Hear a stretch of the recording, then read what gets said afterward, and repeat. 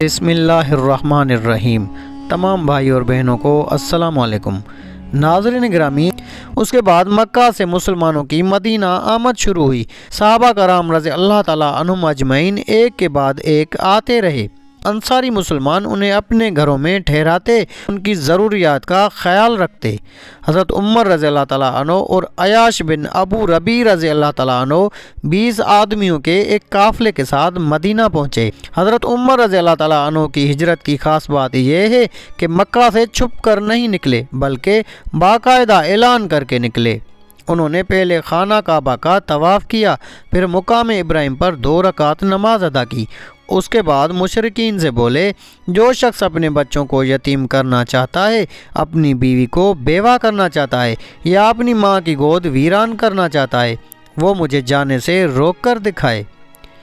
उनका ये ऐलान सुनकर सारे कुरैश को सांप सूंघ गया। किसी ने उनका पीछा करने की जुर्रत ही न की। वो बड़े वक़ार से उन सब के सामने रवाना हुए। हज़रत अबू बकर सिद्दीक़ रज़ी अल्लाह ताला अन्हु भी हिजरत की तैयारी कर रहे थे।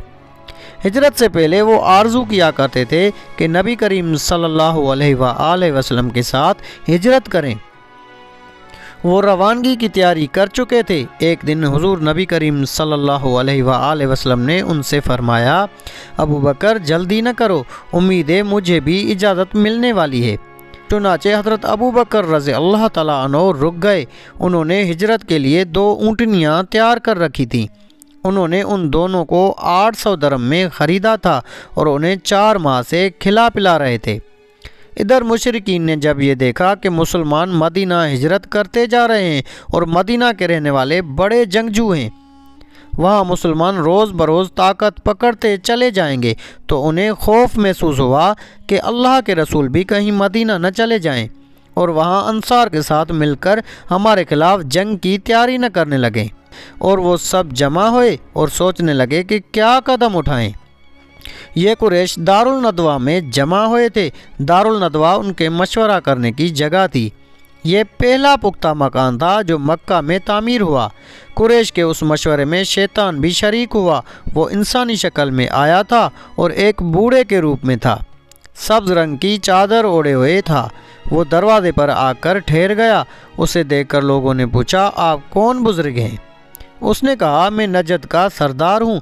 आप लोग जिस घर से यहाँ जमा हुए हैं, मैं भी उसके बारे में सुनकर आया हूँ, ताकि लोगों की बातें सुनूं और हो सके तो कोई मुफीद मशवरा भी दे सकूं। उस पर कुरैशियों ने उसे अंदर बुला लिया। अब उन्होंने मशवरा शुरू किया। उनमें से कोई बोला, उस शख्स यानी रसूलुल्लाह सल्लल्लाहु अलैहि वसल्लम का मामला तुम देख ही चुके हो। अल्लाह की कसम, अब हर वक्त उस बात का ख़तरा है कि ये अपने नए और अजनबी मददगारों के साथ मिलकर हम पर हमला करेगा। लिहाजा मशवरा करके उसके बारे में कोई एक बात तय कर लो। वहाँ मौजूद एक शख्स अबुल जंतरी बिन हशाम ने कहा, उसे बेड़ियाँ पहनाकर एक कोठड़ी में बंद कर दो और उसके बाद कुछ अरसे तक इंतज़ार करो, ताकि उसकी भी वही हालत हो जाए जो उस जैसे शायरों की हो चुकी है और ये भी उन्हीं की तरह मौत का शिकार हो जाए। उस पर शैतान ने कहा, हरगिज़ नहीं, ये राय बिल्कुल गलत है। ये खबर उसके साथियों तक पहुंच जाएगी, वो तुम पर हमला कर देंगे और अपने साथी को निकाल कर ले जाएंगे। उस वक्त तुम्हें पछताना पड़ेगा। लिहाजा कोई और तरकीब सोचो। अब उनमें बहस शुरू हो गई। असवद बिन रबी ने कहा, हम उसे यहाँ से निकाल कर जला वतन कर देते हैं, फिर ये हमारी तरफ से कहीं भी चला जाए। उस पर नजदी यानी शैतान ने कहा, यह राय भी गलत है। तुम देखते नहीं उसकी बातें किस कदर खूबसूरत हैं, कितनी मीठी हैं। वो अपना कलाम सुनाकर लोगों के दिलों को मोह लेता है। अल्लाह की कसम, अगर तुमने उसे जला वतन कर दिया तो तुम्हें अमन नहीं मिलेगा। ये कहीं भी जाकर लोगों के दिलों को मोह लेगा, फिर तुम पर हमला आवर होगा और तुम्हारी ये सारी सरदारी छीन लेगा। लिहाजा कोई और बात सोचो। उस पर अबू जहल ने कहा, मेरी एक ही राय है और उससे बेहतर राय कोई नहीं हो सकती। सब ने कहा, और वो क्या है? अबू जहल ने कहा, आप लोग हर ख़ानदान और हर कबीले का एक एक बहादुर और ताकतवर नौजवान लें, हर एक को एक एक तलवार दें, उन सबको मोहम्मद पर हमला करने के लिए सुबह सवेरे भेजें। وہ سب ایک ساتھ اس پر اپنی تلواروں کا ایک بھرپور وار کریں، اس طرح اسے قتل کر دیں۔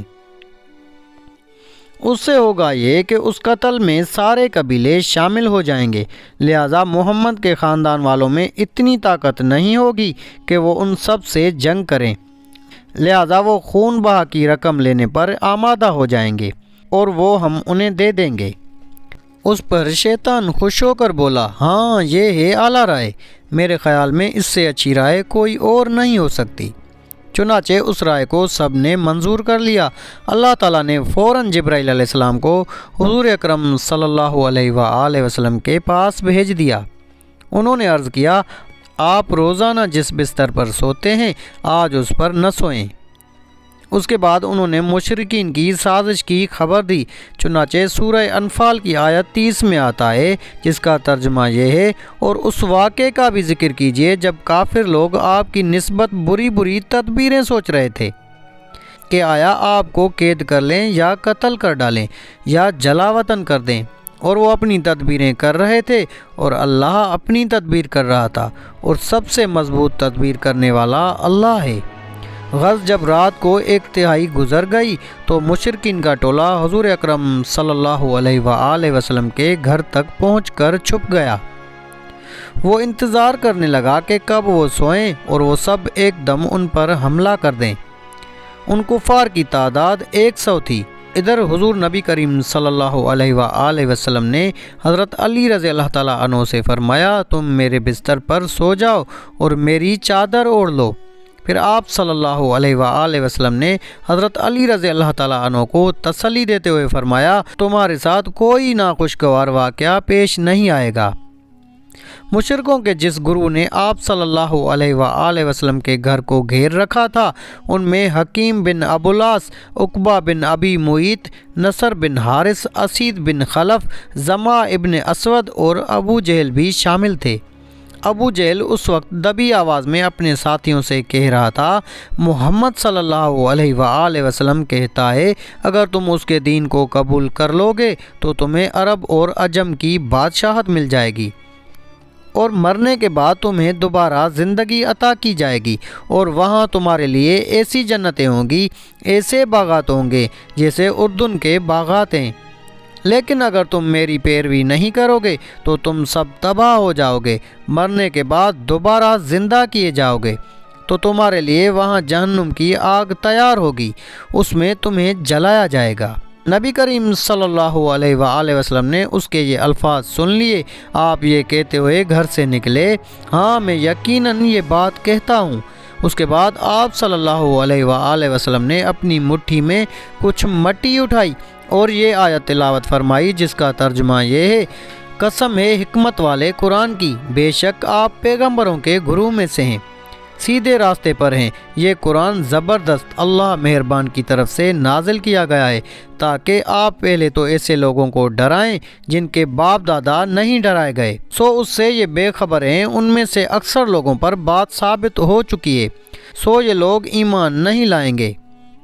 ہم نے ان کے گردنوں میں توق ڈال دیے ہیں، پھر وہ ٹھوڑیوں تک اڑ گئے ہیں، جس سے ان کے سر اوپر کو اٹھ گئے ہیں، اور ہم نے ایک آڑ ان کے سامنے کر دی ہے اور ایک آڑ ان کے پیچھے کر دی ہے، جس سے ہم نے انہیں ہر طرف سے گھیر لیا ہے، سو وہ دیکھ نہیں سکتے۔ یہ سورہ یاسین کی آیت 1 سے 9 کا ترجمہ ہے۔ ان آیات کی برکت سے اللہ تعالیٰ نے کفار کو وقتی طور پر اندھا کر دیا۔ وہ حضور پاک صلی اللہ علیہ وآلہ وسلم کو اپنے سامنے سے جاتے ہوئے دیکھ نہ سکے۔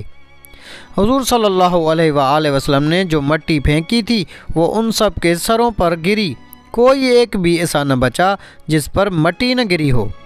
جب قریش کو پتہ چلا کہ حضور صلی اللہ علیہ وآلہ وسلم ان کے سروں پر خاک ڈال کر جا چکے ہیں تو وہ سب گھر کے اندر داخل ہوئے۔ آپ صلی اللہ علیہ وآلہ وسلم کے بستر پر حضرت علی رضی اللہ تعالیٰ عنہ چادر اوڑھے سو رہے تھے۔ یہ دیکھ کر وہ بولے، خدا کی قسم یہ تو اپنی چادر اوڑھے سو رہے ہیں۔ لیکن جب چادر الٹی کی گئی تو بستر پر حضرت علی رضی اللہ تعالیٰ عنہ نظر آئے۔ مشرکین حیرت زدہ رہ گئے۔ انہوں نے حضرت علی رضی اللہ تعالیٰ عنہ سے پوچھا، تمہارے صاحب کہاں ہیں؟ مگر انہوں نے کچھ نہ بتایا، تو وہ حضرت علی رضی اللہ تعالیٰ عنہ کو مارتے ہوئے باہر لے آئے اور مسجد حرام تک لائے۔ کچھ دیر تک انہوں نے انہیں روکے رکھا اور پھر چھوڑ دیا۔ اب نبی کریم صلی اللہ علیہ وآلہ وسلم کو ہجرت کے سفر پر روانہ ہونا تھا۔ انہوں نے حضرت جبرائیل علیہ السلام سے پوچھا، میرے ساتھ دوسرا ہجرت کون کرنے والا ہوگا؟ جواب میں حضرت جبرائیل علیہ السلام نے کہا، ابو بکر صدیق رضی اللہ تعالیٰ عنہ ہوں گے۔ تو ناظرین گرامی، یہ تھا حضور پاک صلی اللہ علیہ وآلہ وسلم کا مکہ سے مدینہ روانگی کا واقعہ۔ امید ہے آپ کو ہماری آج کی ویڈیو اچھی لگی ہوگی۔ اگر آپ کو ویڈیو اچھی لگی تو ویڈیو کو لائک کر کے اپنے دوست و احباب سے زیادہ شیئر کریں۔ جزاک اللہ۔